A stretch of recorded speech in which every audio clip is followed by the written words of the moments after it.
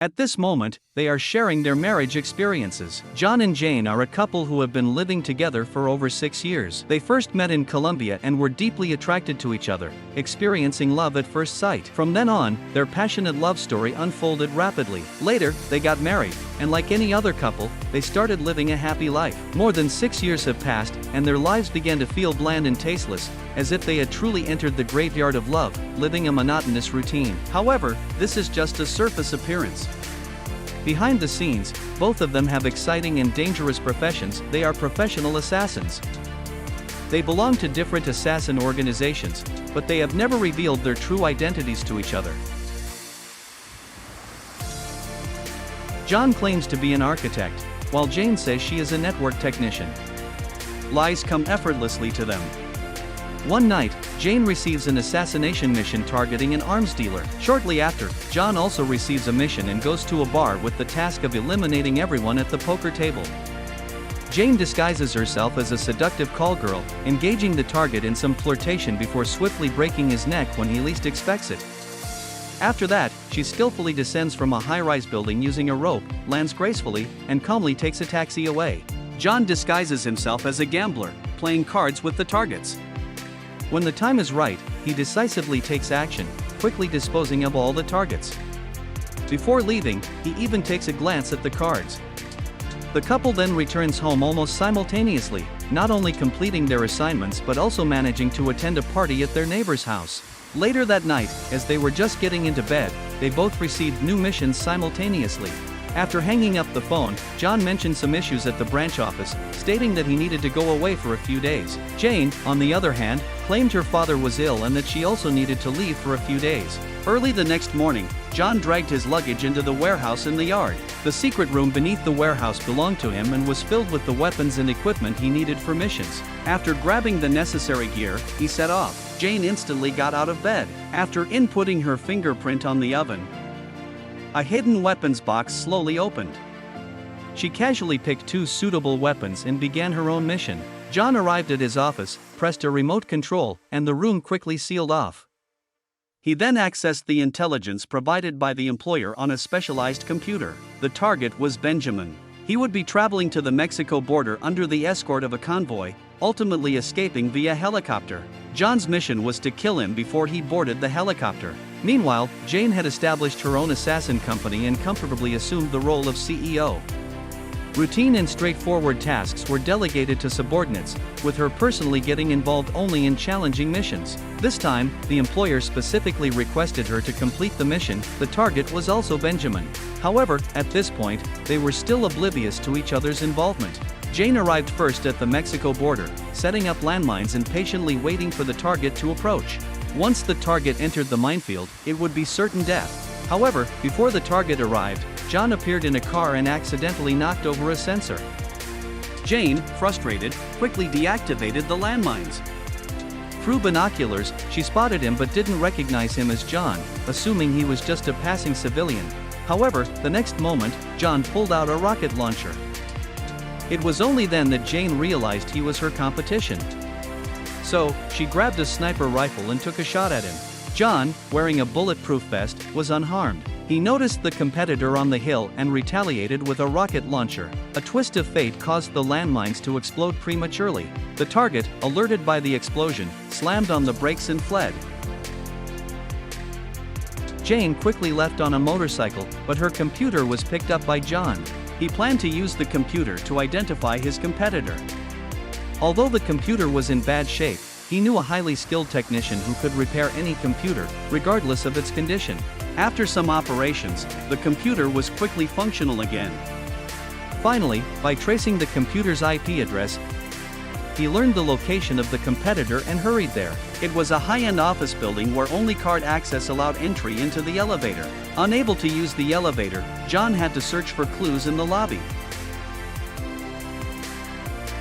To his surprise, the office door displayed his wife as the CEO of the company. He could hardly believe it. Was Jane his competitor? Jane, through video footage, noticed that her previous competitor seemed familiar, especially the way he urinated. Why did it resemble her husband so much? Now, both of them were suspicious and distressed. To test each other, the couple agreed to have dinner together that night. When John returned home in the evening, he cautiously entered the door, and Jane handed him a drink. However, John dared not drink it and instead pretended to collapse into a potted plant. While Jane wasn't looking, John discreetly hid a knife in his clothing for self-defense. But in the next moment, Jane pulled out an even longer knife. John smiled, symbolically ate a piece of grilled meat, chewed it for a while, couldn't swallow, and discreetly spat it into a napkin. Then he approached Jane to pour her a drink. This kind of reaction wasn't something an ordinary person could achieve. Jane was exposed. However, John went to get a gun, and Jane drove away. John intended to chase after Jane, but accidentally fired the gun, hitting Jane's car window. This made Jane, who initially didn't want to resort to violence, think that her husband was serious. She stepped on the gas and rammed into him. John got into the car, intending to explain, but she jumped out of the car, sending her husband in the car off the road. At this moment, the couple had completely severed ties. Jane felt a mix of emotions, and John was also uneasy. Their respective assassin organizations demanded them to kill each other within 48 hours. If they failed to do so, they would be hunted by their organizations. Early the next day, Jane led her team back to the house and began a comprehensive search of all the rooms. When John returned, the weapons in his secret room had been plundered, leaving him frustrated.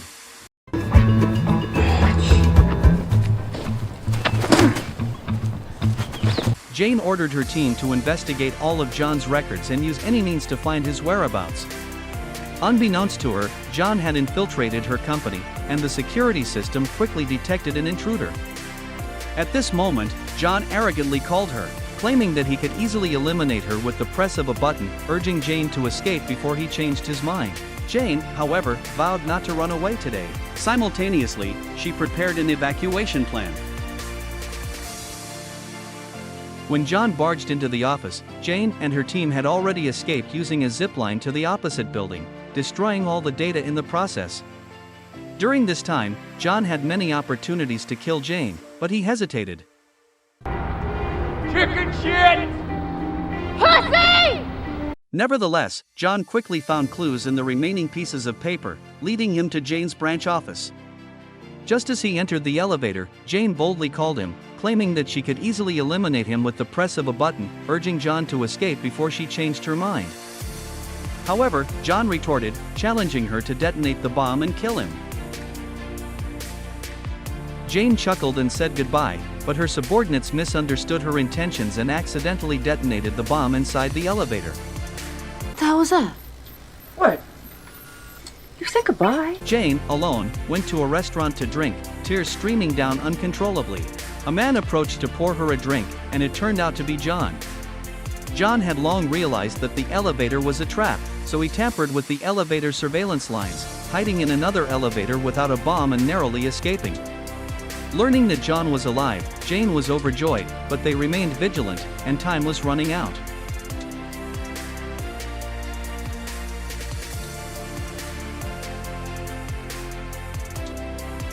John invited his wife to dance, appearing intimate, but he forcefully slammed her into a mirror, shattering it. He then pulled a concealed weapon from Jane's thigh. Jane, not to be outdone, retrieved a gun from John's ankle. Finally, she used the excuse of going to the bathroom to run off, and John immediately pursued. A passerby, however, mentioned a ticking sound coming from him. This time, John was thoroughly angered. Jane had bombed herself twice. He called Jane, threatening to burn all her belongings when he got home. Jane retorted, challenging him to see who was faster. Shortly after, the couple arrived home simultaneously. Jane rammed John's car, then quickly entered the house. John hurriedly got out of the car, only to find the front door locked. He swiftly went around to the back, but the back door was also locked. Helpless, he climbed to the second floor, entered through a window, and retrieved his hidden gun from behind a painting. Jane, noticing his entry, grabbed a shotgun, and a firefight ensued, turning the house into a war zone.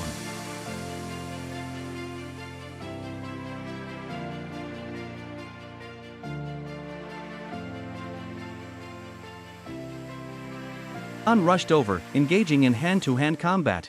Come on, honey. Come to Dad.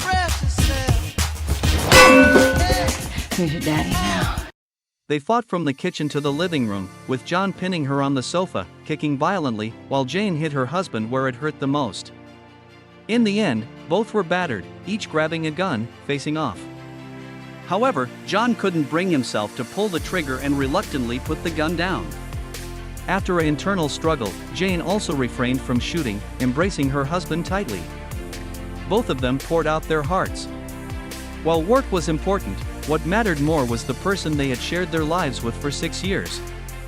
Jane mentioned that she couldn't feel anything in 3 of her fingers, and John revealed that he had broken 3 ribs and was slightly colorblind. However, in the midst of their heart-to-heart conversation, trouble followed. So the organization dispatched assassins to hunt them down. The couple hastily took refuge in the basement, but the assassins controlled a robot to throw a bomb inside, forcing them to come out. The bomb triggered a massive explosion of fuel barrels, reducing the entire house to rubble. In that moment, the couple couldn't afford to think much and simply stole a neighbor's car to escape. Soon, more assassins caught up with them, and their cars were bulletproof, rendering pistols useless. A killer emerged from the sunroof, and John quickly pulled the pin from the grenade on his belt. However, 2 other cars flanked them, relentlessly pursuing. In a crucial moment, a skilled driver, the pawn, showcased impressive drifting skills, causing one of the pursuers to overturn. However, this wasn't a sustainable solution. It wouldn't be long before more assassins would come after them. So, they thought of the previous target, Benjamin, who had escaped. They wanted to know what he had done to make both assassin organizations want him dead. After investigating, they discovered that Benjamin was currently being held in the basement of a federal courthouse. Fully armed, they quickly headed there. Jane was responsible for cutting off the power, and John infiltrated to capture Benjamin.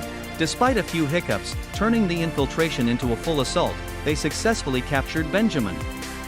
After some intense interrogation, he confessed that the assassin organizations knew about their marriage, and professional assassins were not allowed to get married.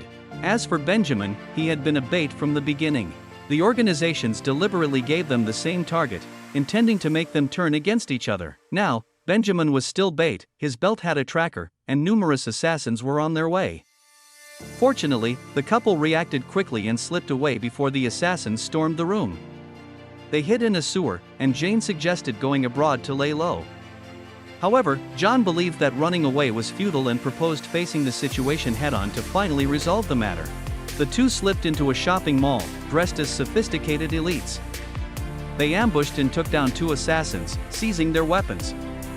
However, more assassins stormed in. The couple, coordinating with each other, eliminated a large group of assassins with precise marksmanship. Despite wearing bulletproof vests, the sensation of being hit by bullets was still uncomfortable. They sought refuge in a small cabin, took a brief break, and then engaged in intense firefight with the remaining assassins outside.